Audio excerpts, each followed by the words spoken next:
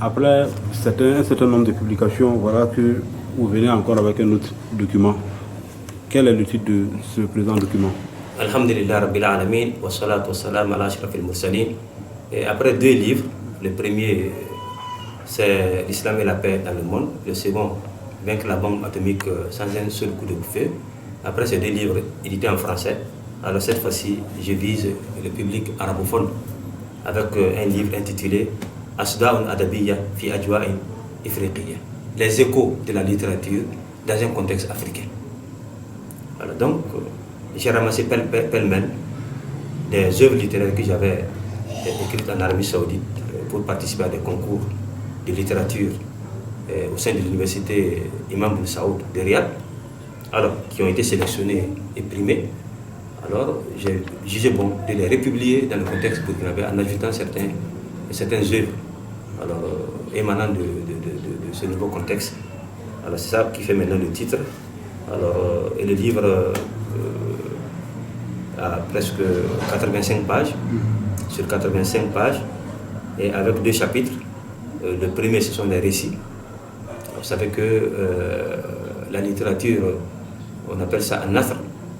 Au temps de Voltaire, même l'école classique en France, les Molières et Racine, et ils ont jugé bon de se délibérer un peu de la poésie qui est un peu contraignante. Voilà, pour écrire en prose. En prose, alors c'est ça, à partir de ça, il peut vraiment véhiculer beaucoup de pensées et de messages. Donc l'école classique a misé sur ça, comme l'école le Voltaire et puis Shakespeare de Grande-Bretagne, on appelle ça l'école romantique. Toutes ces écoles-là, toutes les philosophies presque du 18e, 20e, 19e, 20e siècle, alors se sont misées sur la prose. Alors effectivement, il faut faire passer les messages. Alors, car la prose est différente de la poésie. La poésie a trop de contraintes. Voilà. Donc c'est à travers ça maintenant qu'ils ont pu publier les idées philosophiques en Europe. Voilà. Donc l'état actuel de l'Europe est dû à ces œuvres littéraires-là. Alors, donc la littérature n'est pas seulement pour se distraire, mais effectivement, elle doit être porteuse aussi d'une mission salvatrice pour la société humaine. Voilà, donc pour la cause pour laquelle j'ai édité ce livre-là, alors j'ai pris à la subhanahu wa ta'ala que d'autres livres s'en suivent, Inch'Allah, dans le contexte africain et burkinabé. Okay. Comment vous avez structuré le livre pour celui qui voudrait feuilleter? Articulé comme ça.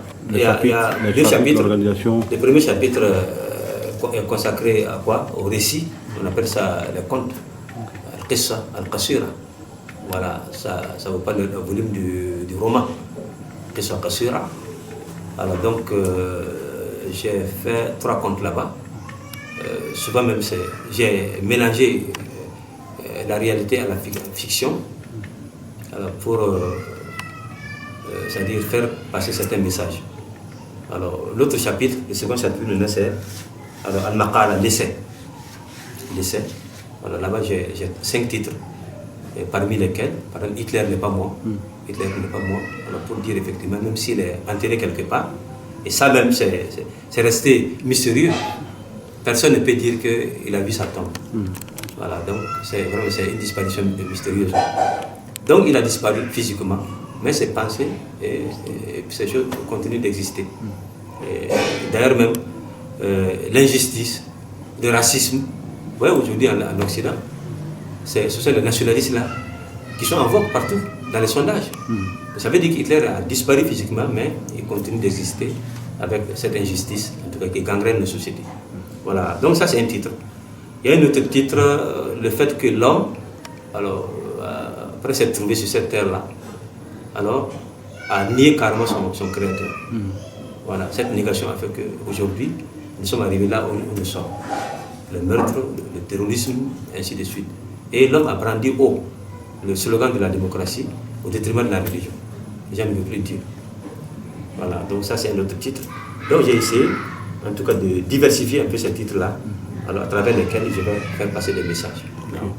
Le public cible du document, c'est... Ce sont les arabophones en premier lieu. Bon, qu'est-ce qui prouve que demain, toute la société africaine ne serait pas arabophone?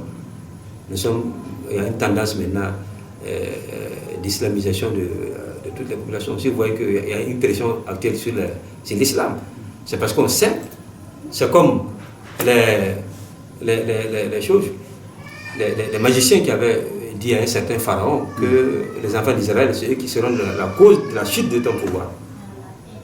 Alors, et celui-ci a commencé à persécuter les enfants d'Israël. Vous voyez? Donc, on dirait que c'est un divin, un faux divin qui a dit aux Blancs aujourd'hui que la chute de cette civilisation-là sera occasionnée par qui? Par l'islam, cette religion-là. Donc, c'est pourquoi il y a cette pression internationale contre la religion. Ce qui prouve que, j'aurais entendu que Khomeini a fait dans un de ses sermons, il dit que alors, les slogans qui brillaient avant là va finir en tout cas par faire karma, alors les choses, les sentiments, et que finalement l'Occident va utiliser la force physique pour mater les sociétés. C'est en ce moment-là maintenant que l'islam va prendre l'ampleur. Parce que la force ne peut pas maîtriser les situations. Voilà.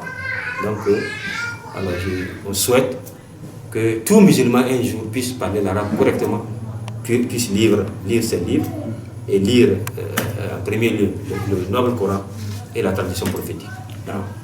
Le document, le livre, là où sont les points de vente? Voilà, donc je veux que ça prenne de l'ampleur, mais pour le moment nous avons deux frères au niveau des Ambétains, la grande mosquée des Ambétains.